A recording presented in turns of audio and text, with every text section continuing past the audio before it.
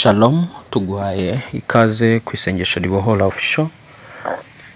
Wowe tubana mu buzima bwa buri munsi, ngwino tuganire ijambo ry'Imana, hanyuma dufata umwanya wo gusenga. Wowe wakoze subscribe cyangwa se sabone, Imana igumugisha. Wowe ukora share ugakanda like, Uwiteka agumugisha, uri w'agaciro. Reka tubanze duhamagara umwuka wera tuyobore, ndetse dufate tumuhe umwanya wo kugira ngo afate ubuyobozi bw'imitima yacu n'ubuyobozi bw'ubugingo bwacu, atuyobore mu isengesho rikwiye ry'uno munsi, kandi atwigisha ibikwiye, duhe umuyoboro muzima. Imana igumugisha. Mana, tuje imbere y'amaso yawe, tuguhaye amashimwe kuko uri Imana itubera amaso, uri Imana itureberera, uzi ibyo tutazi, kuko uri umubyeyi wacu wihariye. Ngwino ubane natwe, ohereza umwuka wawe afata imitima yacu n'ubwenge bwacu n'ibitekerezo byacu n'imyumvire yacu n'amarangamutima yacu, atuyobore mu kuri kose, kutwinjiza mu migisha yacu, atuyobore mu kuri kose, kutwinjiza mu byo wadusezeranyije. Mu izina rya Yesu Kristo wamugapfa akazuka, turinde gusenga tuyobowe n'amarangamutima, tuyobowe n'iby'amaso yacu areba, ahubwo umwuka wera uduhe gusengera mu mwuka no mu kuri. Uwiteka waravuze ngo igihe kirageze cyo kwa gusenga, bagusenga we data mu mwuka no mu kuri, kuko harabo ngabo ushaka ko bari bagusenga. Dukeneye kugusengera mu mwuka no mu kuri. Ngwino rero tuyobore mu isengesho ry'uno munsi, mu izina rya Yesu Kristo. Marayika wawe azenguruke kandi aproteje ahonde, aproteje ikirere cyanjye. Marayika wa proteje ikirere cy'umuntu wese uje ku isengesho ribohora official, mu izina rya Yesu Kristo risumba amazina yose, amen. Nshuti mukunda muri Kristo Yesu, mu isi y'umwuka haba ibintu bikomeye cyane. Iyo tujyanye n'iyo amasengesho y'amarangamutima yacu ntabwo atobora. Iyo tujyanye amasengesho ashingiye ku by'amaso yacu areba, amasengesho mu buryo bw'umubiri ntashobora gusubizwa. Amasengesho asubizwa n'ayasenzwe mu mwuka no mu kuri.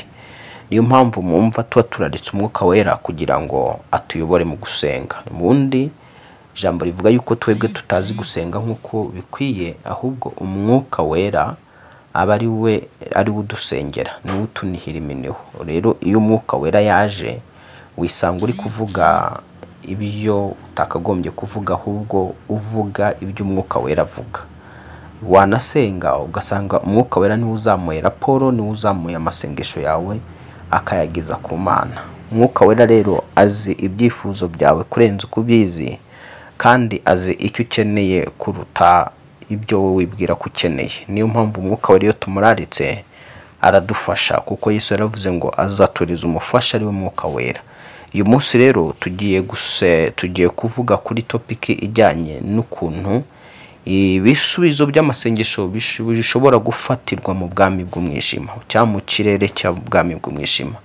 Ni isengesho rero nyuma yo kuganiraho turaza gusenga isengesho rihananura ibisubizo by'amasengesho byafatiwe mu birere by'ubwami bw'umwijima, kuko tugiye kureba ukuntu Imana ishobora kohereza ibisubizo bigafatirwa mu birere by'ubwami bw'umwijima. Wowe ugakomeza gusenga uzi yuko utasubijwe kandi warasubijwe, ahubwo ubwami bw'umwijima ari bwo bwatangiriye bya bisubizo byawe. Noneho rero sasa urafata igihe cyo gusenga ubohoza ibyo bisubizo byahagamiye mu birere.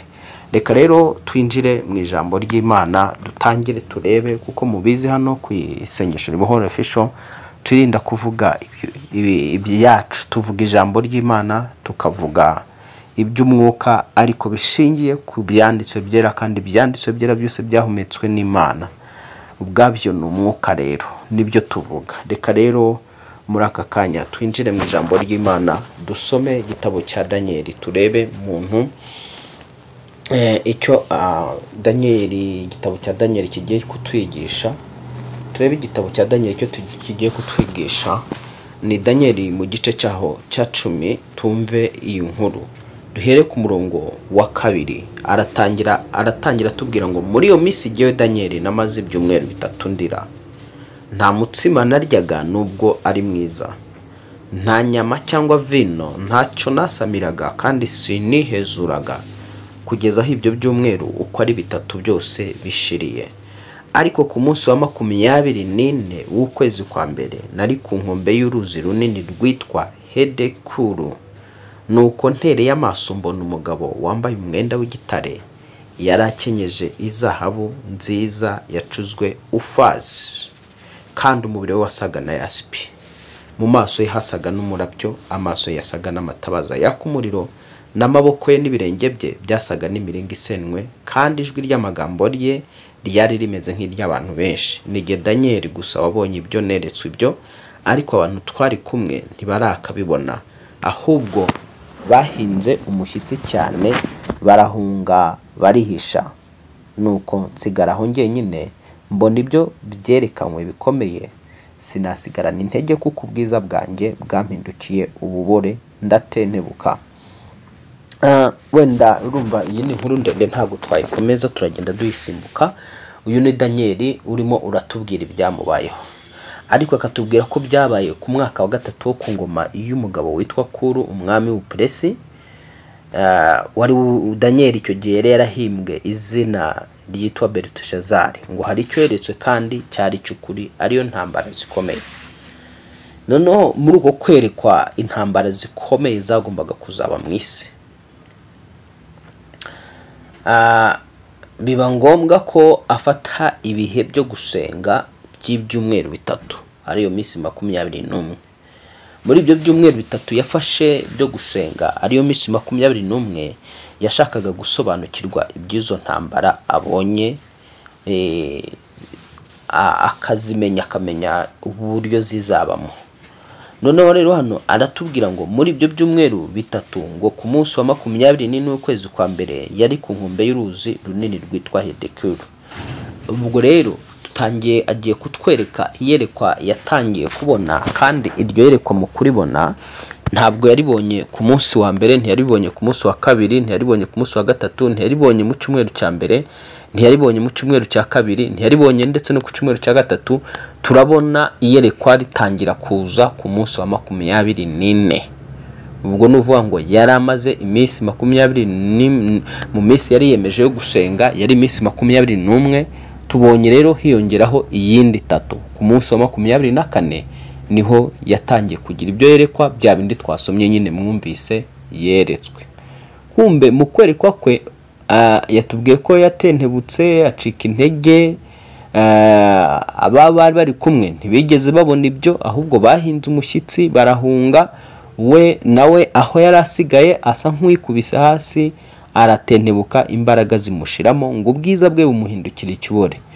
Noneho iyo dusimbutse tugahita dusimbuka iby'iyi nkuru kugira ngo twihute, tuvuye ku murongo wa 10, aratubwira ngo nuko haza ukuboko kunkoraho kurambyutsa, kumfukamisha amavi n'ibiganza, ngo arambwira ati yewe Daniel mugabo ukundwa cyane, umva amagambo ngiye kukubwira, haguruka weme kuko uyu munsi ngutumweho. Amaze kumbwira iryo jambo ndahaguruka mpamagara ntengurwa. Ahera ko arambwira ati witinya Daniel, kuko uhereye ku munsi watangiriyeho gushishikarira no gusobanukirwa no kwicisha bugufi imbere y'Imana yawe, amagambo yarumviswe kandi niyo nzanye hano. Uyu wamutumweho ari we mumarayika. Yatubwiye ko uyu mumarayika mu maso ye yasaga nka yasipi. Abamarayika bagira ubwiza budasanzwe, ni biremwa bifite ubwiza budasanzwe. Iyo gifashe ibyemezo byo kukwiyereka uko cyaremwe kikakwiyereka, ntabwo bwose ushaka kwikubita hasi ukarabirana, ubwenge bukagenda, kuko ni ikiremwa kidasanzwe gifite ubwiza budasanzwe. Wumvise ko hano tubwira ngo mu maso yacyo hasaga nka yasipi. So none uyu mumarayika rero amubwiye yuko ngo uhereye igihe yatangiye gusengeramo ku munsi wa mbere, isengesho rye ryumviswe, ntabwo ryumviswe ku munsi wa kabiri, ku munsi wa gatatu. Marayika aramubwira ngo isengesho ryawe ryumviswe uhereye igihe watangiriye gusengamo. Noneho akomeza kumubwira yuko ikimuzanye ari amutumweho marayika uyu nguyu yamubwiye ko yamutumweho kandi icyamuzanye uko nyine amagambo ye yumviswe, ariko amubwira yuko amusobanurira ibyari kuba mu isi y'umwuka. Hanagiye umumarayika agiye kumubwira icyari kiri kujya imbere mu isi y'umwuka, ngo aramubwira ngo ariko umutware w'ubwami bw'ubuperesi amara iminsi 21 ambuza. Urumva ko uyu mumarayika yatumwe ku munsi wa mbere Daniel yararimo arasengeramo, ahabwa igisubizo yagombaga gushyikiriza nde? Daniel. Ariko uyu mumarayika agihabwa ku munsi wa mbere. Akomeza kumubwira ngo muri uko kuguhabwa igisubizo uyu marayika agomba kuzanira Daniel, amusobanuriye yuko yamaze iminsi 21 yose. Hari uwatubwiye witwa umutware w'ubwami bw'ubuperesi wamubuzaga kumugeraho, ngo nyuma Mikayeli umwe wo mu batware bakomeye aza kuntabara ntinda mu bami b'ubuperesi. Hano amusobanurira intambara ziba mu isi y'umwuka. Ndagira ngo usobanukirwe iki kintu. Iyo utangiye gusenga, marayika ko kanya yohereza amanuka azanye igisubizo. Noneho mu kumanuka azanye igisubizo muri icyo kirere cyaho uherereye, hari umwuka ubugitegeka, utegeka ikirere cyaho utuye. Umwuka uyu Daniel we yasengeraga mu kirere cy'igihugu cyitwa ubuperesi. Umwuka rero wategekaga icyo gihugu cy'ubuperesi niwo watangiye kurwana kugira ngo Daniel atakira igisubizo, ariko ukarwana mu mwuka, uwo mwuka uhangana na marayika waruzanye igisubizo. Marayika waruzanye igisubizo agashaka kugera kuri Daniel, wa mwuka w'ubutware bw'ubuperesi ukavuga ngo ntabwo ukimushyira, ntabwo ukimugezaho. Ariko urumva igisubizo cyamanutse, lakini Daniel hana habari.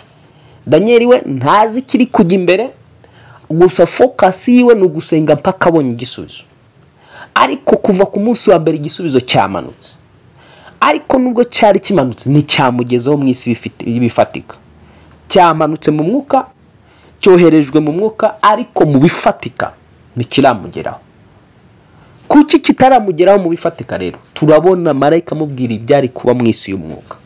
Mu kirere cyawe igisubizo cyawe gishobora koherezwa, cy'amasengesho wasenze, kigatangirwa n'imbaraga z'umwuka utegeka ikirere cyaho uherereye. Iyo tuvuga imbaraga z'umwuka utegeka ikirere cyaho uherereye, bisobanura iki?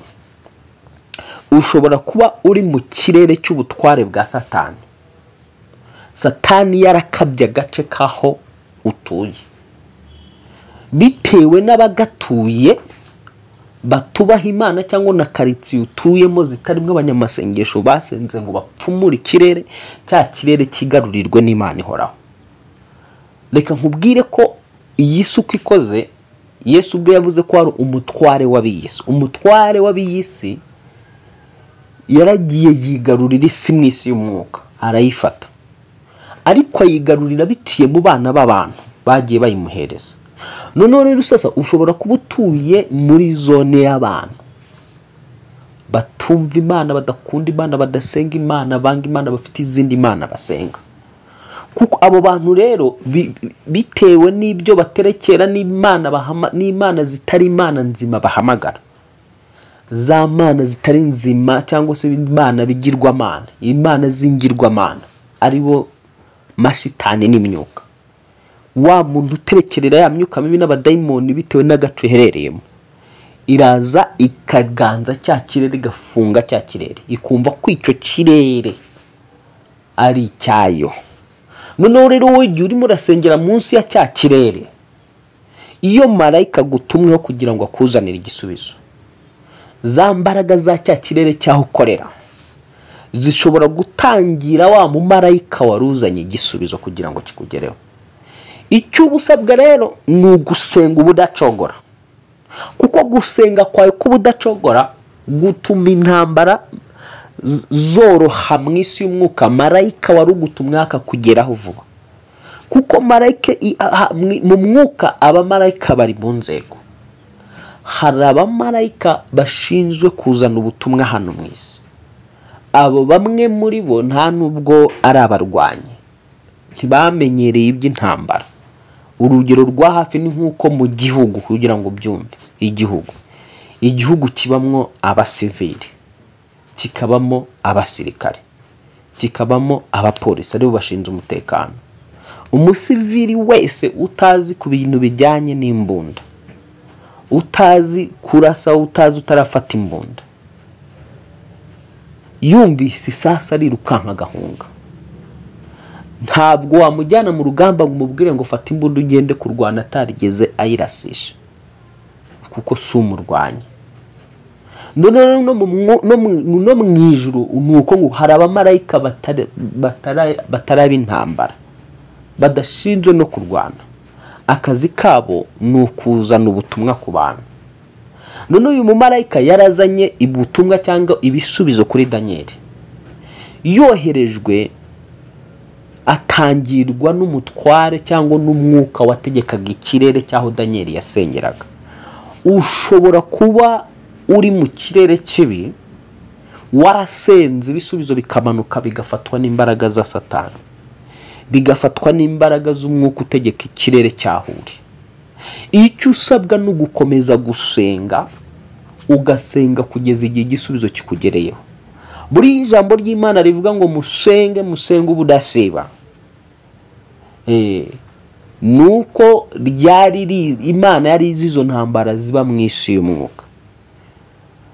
Ariko iyo si y'umwuka ikaba ariyo isohokamo ibibi bigera ku bantu, cyangwa ikaba ariyo iturukamo ibyiza bigaragara bigera ku bantu. Isi y'umwuka niyo iproduwiza cyangwa iproduwiza ibyiza kuri twe, ni nayo iproduwiza ibibi kuri twe. Noneho sasa mu isi y'umwuka hashobora guhagarara umwuka ukitambika, ugahagarika igisubizo cyawe, igisubizo kigatinda kukugeraho. Nta cyaha wakoze, warizeye, warakiranutse, ariko muri za ntambara zo mu isi y'umwuka, marayika wawe akaba yaroherejwe n'igisubizo cyaraje. Waranasubizwe kera, ibyo wabisengeye warabisubijwe kera, byararangiye. Ariko kuko wacitse intege, cya gisubizo cyawe kigahera muri ibyo birere byo mu bwami bw'umwijima. Aho rero aha niho haba hakenewe rya sengesho ryo gutangira kubohoza ibisubizo by'amasengesho yawe. Ntabwo haba hagikenewe isengesho ryo kuvuga ngo Mana mpa, Imana iba yaraguhaye. Niyo mpamvu ijambo rivuga ngo musabe muzahabwa. Iyo usabye urahabwa. Mu rwandiko Yohana yanditse, ndumva ari urwa 2, we yaravuze ngo nidusaba tujye twizera ko icyo dusabye tugihawe. Ntabwo yavuze ngo tuzagihabwa. We yaranditse avuga ngo iyo tugisabye twizeye tukagisaba uko Imana ishaka, turagihabwa. Iyo wasenze neza rero, ugasenga binyuze nyine isengesho ryawe ryuzuje ubuziranenge. Hari amasengesho batuzuje ubuziranenge. Iyo isengesho ryujuje ubuziranenge rirasubizwa ako kanya. Ahubwo ushobora gusanga mu kirere cyawe umwanzi yaratangire bya bisubizo mu mwuka. Bisaba kugira ngo wongere ukore isengesho ribohoza bya bisubizo by'amasengesho. Reka dukomeze dusome tumve iyi nkuru tuyisoze. Ni marayika w'umwami Imana arimo aravugana na Daniel. Amusobanuriye yuko ngo ari ku mutware w'ubwami bw'ubuperesi amara iminsi 21 mbuza. Ibaza umunsi wa mbere uyu mumarayika yabujijwe n'umutware w'ubuperesi. Uyu mumarayika yashaka kumanuka ajya kuri Daniel. Umwami w'ubuperesi avuga ngo ntabwo haca. Ku munsi wa 2 nabwo wa mumarayika wa mutware w'ubuperesi anamuga ati ntunyura hano, ntabwo uri bugere kuri Daniel. ku munsi wa gatatu icyumweru gishira uyu mutware w'ubuperesi abuze uno marayika kugera kuri Daniel. Icyumweru cya kabiri nacyo giteramo wa mutware w'ubuperesi yatangiriye marayika bwe ntabwo uri buce hano, ariko Daniel mu mubiri arimo arasenga, gusa mu mwuka ntazi kiri kujya imbere. Icyumweru cya gatatu ubwo marayika nanone arimo arashaka kugera, arimo ararwana ukuntu arebe ko yagera kuri Daniel ngo amuhe igisubizo. Wa mutware w'ubuperesi akomeza guhangana bibi icyumweru cya gatatu kugeza ku munsi wa 23 na kabiri marayika gishakisha gutoborera ngo agere kuri Daniel. Wa mutware w'ubuperesi ntuhaca. Wa 22 nuko, wa 23 nuko, kugeza kwa 24 nkuko iyi nkuru iri kutubwira cyangwa iri jambo ritubwira, nibwo noneho sasa habayeho support bitewe n'amasengesho ya Daniel. Habayeho support ivuye mu ijuru yihuse, ubutabazi bwihuse bwavuye mu ijuru, hoherezwa marayika wundi. Nibyo hanagiye kutubwira uno mu marayika ngo none harimo aratubwira ngo ariko umutware w'ubwami bw'ubuperesi amara iminsi 21 mbuza, nyuma Mikayire umwe wo mu batware bakomeye aza kuntabara ntinda mu bami b'ubuperesi. Urumva ko uyu marayika Mikayire ngo umwe wo mu batware bakomeye, kumva urabona yuko ko hari abamarayika b'abatware bakomeye babarizwa mu butware bw'isumba byose, bafite ubuyobozi bukomeye mu ijuru. None muri bamwe bafite ubuyobozi bukomeye harimo no Mikayire, ngo Mikayire niwe wamanutse azazanywe no gutabara uyu mumarayika wundi Daniel yari yatumweho. Kandi ubyibuke dutangira gusoma twabonye Daniel atubwira ngo marayika mu maso ye hasaga nka yasipi, ndetse akimubona yise yikubita asamera nk'upfuye. None ngo mu maso ha Daniel ubwiza yari afite abona bubaye nk'ububore, aratentebuka acika intege.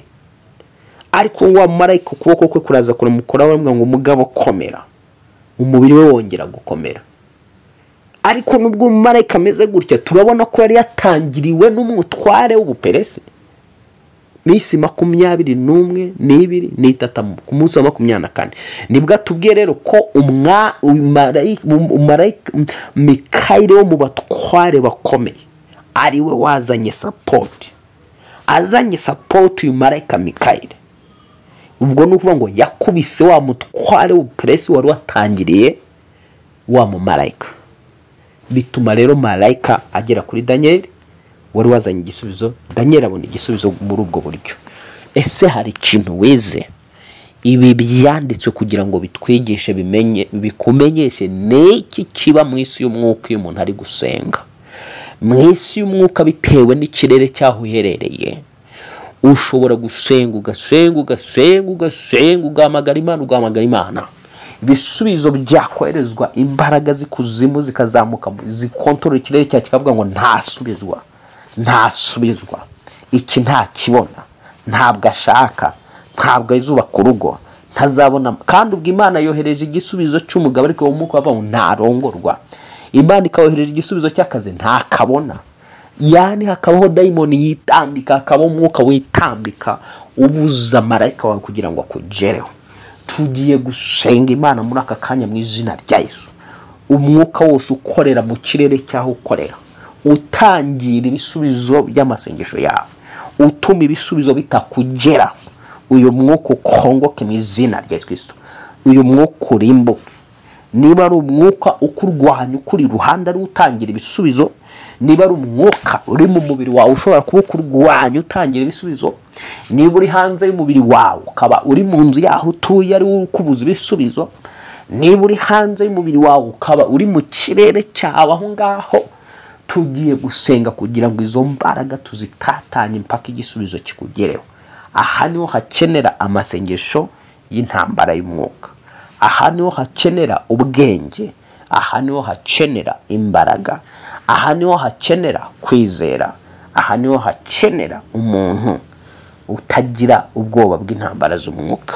Reka dusenge mu izina rya Yesu risumba amazina yose. Ndizera ko urasobanukiwe, ndizera ko mu ncamake wumvise urasobanukiwe, wumvise impamvu y'ibisubizo bimwe na bimwe bishobora kutinda kukugeraho, ugatinda kugerwaho n'ibisubizo, kandi Imana yasubije, yatumye marayika yamubwiye ngo mushyire igisubizo cy'ikibazo yasengeye, mushyire muhe igisubizo muhe akazi, mushyire akazi yifuzaga, mushyire umugabo ashaka, mushyire urubyaro ashaka.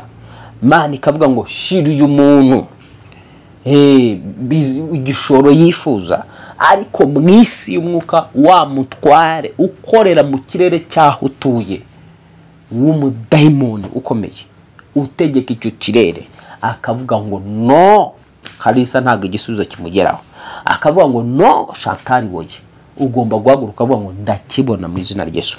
Data, mu izina rya Yesu Kristo, hamwe no gusobanukirwa ijambo ryawe ry'ibibera mu isi y'umwuka, ndasenga kano kanya buri bisubizo by'amasengesho byoherejwe byanjye bwite bigatangirwa n'imyuka y'abatware bo mu kirere cyaho ntuye. Kwika imyuka y'abatware kwa generation, ndarimburiza imbaraga z'imyuka y'abatware bo mu kirere cyaho ntuye batangira ibisubizo by'amasengesho yanjye, badashaka ko ibisubizo bingeraho. Mushe mukongoke mu izina rya Yesu Kristo, mushe mukongoke mu izina rya Yesu Kristo, mushe mukongoke mu izina rya Yesu Kristo. Mwamizimu mwe, mwamyuka mimwe idafite umubiri n'amaraso, mutegeke ikirere cyanjye, mubuza kugira ngo mugisha w'Imana utangira ku gihe, bisubizo bitangira ku gihe. Mwamyuka mimwe ndabatsinda, ndabakubita hasi mu izina rya Yesu Kristo risumba amazina yose. Ijambo rivuga yuko ni Mwami Yesu wavuze ngo wabonye Satani agwa mu ijuru ameze nk'umurabyo, ariko uravuga ngo mpaye ubutware n'ubushobozi bwo gukandagira inzoka na scorpion n'imbaraga zose z'umwanzi. Muri aya masaha ndakandagira imyuka yose ikora mu buryo bw'inzoka, ikora mu buryo bwo kuriganya, ikora mu buryo bwo kwiba, ikora mu buryo bwo kwica. Jenera Yesu Kristo yica suruse z'umugisha wanjye, yica amasoko y'umugisha wanjye, ndagisenya, ndayirimbura mu izina rya Yesu Kristo, ndayirimbura mu izina rya Yesu Kristo. Muhunge mwambaraga zikuzimwe, muhunge ibisubizo by'amasengesho yanjye, murekure marayika wanjye ngereho mu izina rya Yesu Kristo. Ndatura ngo marayika wanjye ngereho, ndatura ngo marayika wanjye ngereho, uwo natumweho, wafatiriwe mu birere by'abazimu, wafatiriwe mu birere by'abadayimoni, wafatiriwe mu birere by'ikuzimu, wafatiriwe mu birere by'ahomerere, wafatiriwe mu birere bya kure, mu izina rya Yesu Kristo. Agatangirwa akabuzwa kungeraho, uyu munsi arangiraho mu izina rya Yesu Kristo, munsi arangiraho mu izina rya Yesu Kristo, uyu munsi arangiraho mu izina rya Yesu Kristo. Aturuta mu izina rya Yesu Kristo buri imbaraga yose yatangira ibisubizo by'amasengesho yanjye, uyu munsi wa none ndayisenya mu izina rya Yesu Kristo, ndayisenya mu izina rya Yesu Kristo, ndayisenya mu izina rya Yesu Kristo. Ye wambaraga we utangira ibisubizo by'amasengesho yanjye ugatuma bitinda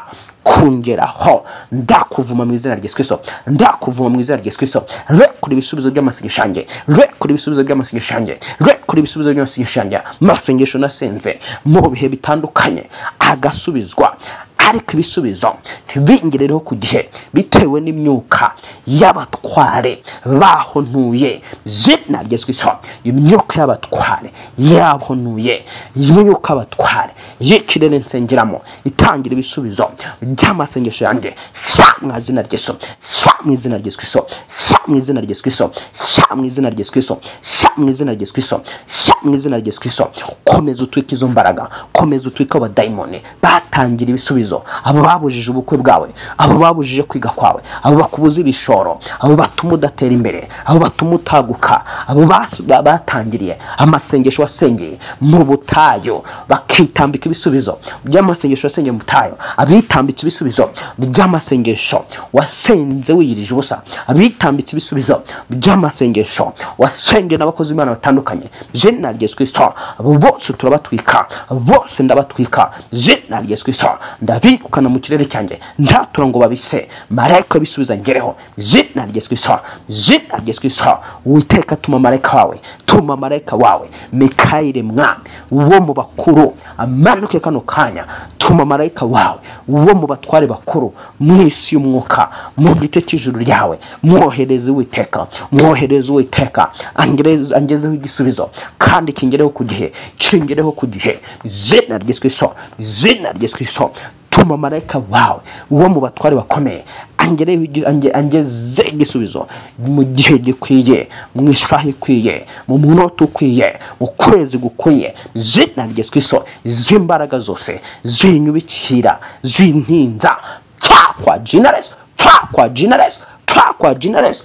Pete sekiria horia pata sakara babari obore zekiria ri obore zekiria yewa mwuka we va mu kirere cyanjye, bise umugisha wanjye, bise ibishoro byanjye mu izina rya Yesu Kristo, bise amafaranga yanjye mu izina rya Yesu Kristo, bise iterambere ryanjye mu izina rya Yesu Kristo, bise amavuta Imana yampaye mu izina rya Yesu Kristo, bise impano Imana data twese yampaye zikore mu izina rya Yesu Kristo. Mbisa Satani, mbisa wa muruziwe katika jina la Yesu Kristo, mbisa wa muzimu we, mbisa wa jini we, jina la Yesu Kristo, mbisa wa muka umuntu we, jina la Yesu Kristo, mbisa wa mupfumu we, jina la Yesu Kristo, mbisa wa munyamashari we, jina la Yesu Kristo, yewa muimaya mashari we, mbisa mu izina la Yesu Kristo, yewa muka we utava kwizima, mbisa mu izina la Yesu Kristo, mbisa mu izina la Yesu Kristo, mbisa nsubizwe wa jina la Yesu Kristo. Ndahangana nawe, ndakubita hasi jina la Yesu Kristo. Handitswe yuko nta ntwaro bacuriye kundwanya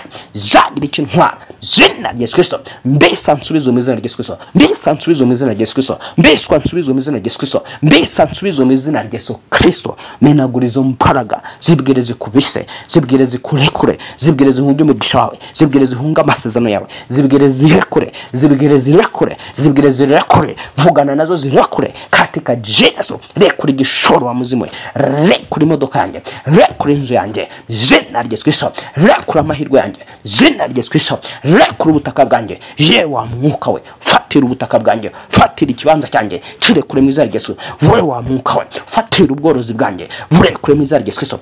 Wewa mwuka we, fatira ubucuruzi bwanjye burekure mu izina rya Yesu Kristo. Yewa mwuka we, ufatira amazu yanjye arekure jina la Yesu Kristo, jina la Yesu Kristo. Wowe ufatira akazi kanjye karekure mu izina rya Yesu Kristo, karekure mu izina rya Yesu Kristo, jina la Yesu Kristo. Rekure mu izina rya Yesu Kristo, rekure mu izina rya Yesu Kristo, rekure akazi kanjye jina rya Yesu Kristo, jina rya Yesu Kristo. Rekure muri aya masaha, rekure muri aya masaha, hinga mu izina rya Yesu Kristo. Maze iminsi myinshi mpuza gusubizwa, mpuza gutabarwa, mpuza kugera ku ntego, mpuza kugera ku mutima wanjye ushaka. Yewa mwuka we, gwa hasi mu izina rya Yesu Kristo, gwa hasi mu izina rya Yesu Kristo. Uri umurozi, umurozi w'umugabo, umurozi w'umugore, umurozi w'umukecuru, uri we wese, mbesa mu izina rya Yesu Kristo. Marayika witeka aguca umutwe, marayika witeka aguca umutwe. Yewa mwuka we, udafite umubiri, udafite amaraso, wowe yahawe gutegeka mu kirere cyanjye cyuko ubuza abantu gusubiza, ubuza abantu amahoro,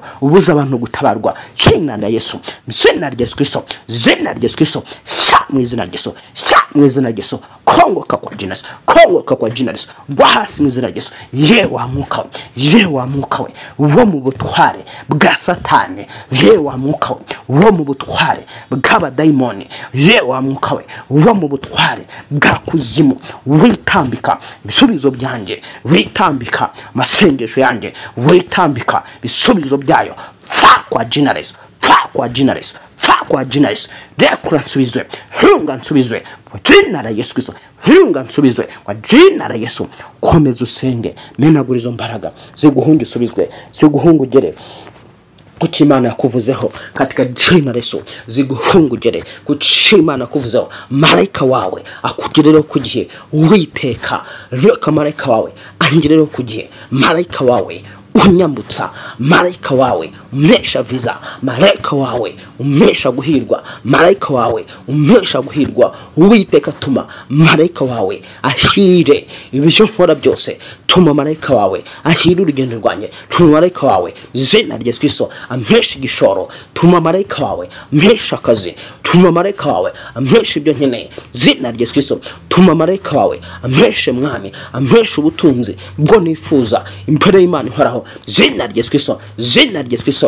Ijambo ryawe rivuga yuko uwicisha bugufi akubaho Uwiteka, ingororano ye ari ubukire n'icyubahiro n'ubugingo buhoraho izina rya Yesu Kristo, izina rya Yesu Kristo. Uwiteka twegeka mwami ingororano y'ubukire ingereho, ingororano y'icyubahiro ingereho, twegeka mwami izina rya Yesu Kristo, imbaraga zose zimbutse ingororano ndazitwika ndazirimbura izina rya Yesu. Reka marayika wawe mu izina rya Yesu Kristo angereho uyu munsi, angereho iyi saha, angereho muri iki cyumweru, angereho muri uku kwezi, angereho mu izina rya Yesu. Marayika w'Uwiteka, marayika isumba byose, marayika ukomeye izina rya Yesu Kristo nangereho anzane igisubizo. Marayika ukomeye urwana intambara mu izina rya Yesu Kristo, Uwiteka mutuma ndwanirire mu kirere cyaho ntuye, mu kirere cyaho ntuye, mu isi yaho ndi izina rya Yesu Kristo. Mu buryo bw'umubiri kubita hasi umwuka wose warwanya umugisha wanjye uri iruhande rwanjye,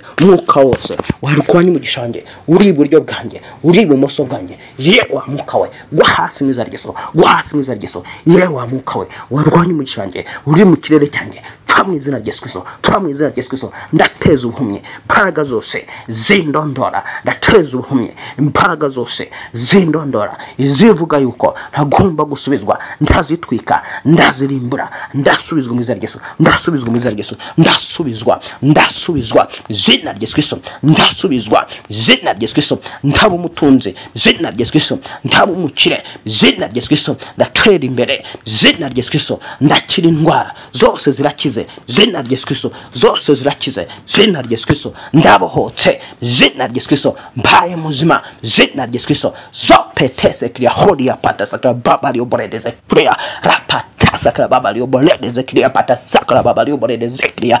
Niba usenga vuga mu ndimi, niba ujugira ntiwuzuzwa umwuka wera, uzura umwuka wera uvuge mu ndimi, utangire gusengera mu ndimi, bahoza ibyo bisubizo, bahoza ibyo bisubizo, bahoza bihananure katika jina Yesu. Ibisubizo byose byari bifatiwe mu birere bitatu ndabibohoza katika jina Yesu, bifatiwe mu kirere mu birere bine ndabibohoza katika jina Yesu Kristo. Tsindira urupfu kuzima ibisubizo by'amasengesho bifatiwe mu ruhande rwanjye rw'iburyo ndabibohoza mu izina rya Yesu Kristo. Zariti byafatiwe mu kirere cy'uburasirazuba ndabibohoza mu izina rya Yesu Kristo, umwana w'Imana nzima. Ibisubizo by'amasengesho yanjye byafatiwe mu kirere cy'uburengerazuba ndabibohoza mu izina rya Yesu Kristo, umwana w'Imana nzima. Ibisubizo byafatiwe mu kirere cy'amajyepfo ndabibohoza mu izina rya Yesu Kristo. Akazuba ibisubizo byafatiwe mu birere by'amajyaruguru ndabibohoza mu izina rya Yesu Kristo. Akazuba ibisubizo byafatiwe muri icyo kirere cy'igihugu mperereyemo, muri iyi ntara, muri aka karere, muri uyu murenge, muri aka kagari, ndabibohoza mu izina rya Yesu. Bingezaho buri ntambara zose zaberagaho n'amaso yanjye atareba y'umubiri, buri ntambara zose zaberagaho amaso yanjye atareba y'umubiri, zari zigamije kumpeza mu kibazo, zari zigamije katika jina Yesu kumbuza gusubizwa, ndazihagarika zirashize mu izina rya Yesu Kristo Nazareti. Uwiteka tuma marayika wazirangiza zose zirangize katika jina Yesu. Ndatura ngo zirarangiye, kwa jina Yesu ndatura ngo zirarangiye mu izina rya Mwami gapfa kazuka dusabye twizeye, amen, amen, amen, amen. Mana amahoro iguhe umugisha, komeza ufatisha, ukomeze gusenga, uraza kubona ibitangaza by'Imana ku buzima bwawe, uraza kubona gukora kw'Imana ku buzima bwawe. Ntucogore, iryo ni isengesho ugomba guhoramo buri munsi kugeza igihe ubonye igisubizo. Ni isengesho ugomba guhagararamo buri munsi kugeza igihe ubonye marayika wawe aje mu buryo bw'umubiri. Ntabwo ari isengesho usenga umunsi umwe ngo wumve birarangiye, urigume muri sengeremo ibihe byose kugeza igihe uboneye igisubizo cy'isengesho wasenze. Zopetese kriya holia urihagararemo, rapata sakra baba lioboredeze kriya uryizereremo, urisengeremo iminsi yose, urisengeremo ku manywa na nijoro, urihagararemo kugeza igihe ubonye Imana. Ugomba kubona Imana kuko Imana ni Imana isubiza, ntabwo ari Bali, ntabwo ari Dagoni. Imana yacu irakora bikagaragara. Iyo usenga, iyo wamenye irakora bikagaragara. Usobanukiye rero impamvu ibyo wasengeraga bitagaragaraga. Guma muri aya mavuta y'iryo sengesho, urisenge buri munsi, urifungura, usengane nanjye buri munsi, usenga kugeza igihe uboneye igisubizo cyawe mu izina rya Yesu Kristo cy'icyo wahawe umunsi wasengaga. Imana iguhe umugisha rero. Wari kumwe nanjye Pastor Justus, dukandire subscribe, dukomeze kubana nawe katika jina la Yesu, kandi cyangwa se ukande like na share. Ibyo nabyo birafasha kugira ngo uyu muyoboro waguke kandi bikadushimisha iyo tubona turimo turagenda tubona abantu batugana, bidutera imbaraga zo kugira ngo dukomeze icyo twakoraga. Iyo tubona rero abantu bataza ducika intege tukumva ntabo gukorera bahari, dukandire subscribe, dukandire share, wowe kandi subscribe kanda share, nyine kora share, nyine ntabwo ari ugukanda bwo n'ugukora kuri share ukagira abantu wohereza iki cyigisho, ukaba wabishyira kuri status yawe cyangwa se mu magroupe, hanyuma kugira ngo twaguke cyane murimo w'Imana ugere ku bantu benshi, abantu benshi babashe kurwana intambara nziza yo gufata imigisha yabo. Imana ibagire umugisha, Imana ibagire neza, mugubwe neza muri byose. Shalom shalom.